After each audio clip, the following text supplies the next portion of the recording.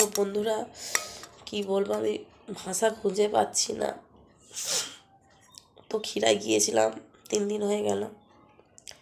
তারপর থেকেই বাড়িতে আসার পর থেকে এত সর্দি, জ্বর, মাথার যন্ত্রণা, গলা ধরে গেছে, কথা তো বলতেই পারছিলাম না। আজকে তবু একটু বলা যাচ্ছে।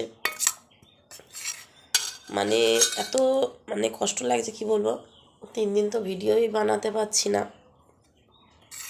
আগে নিজের শরীর তো বলো। আর এই যে ঘুগনি খাচ্ছি, দেখো ঘুগনি খাচ্ছি। দাদা দোকান থেকে এইমাত্র দিয়ে গেল। একবেলা দোকান খোলে আর একবেলা ডিউটি যায়।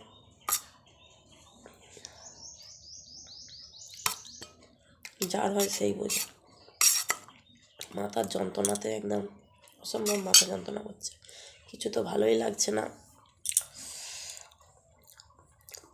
এত গলা ব্যথা করেছে, বুঝতে পারছি না যে এরকম হবে। ঠান্ডা গরম থেকেই হয়েছে।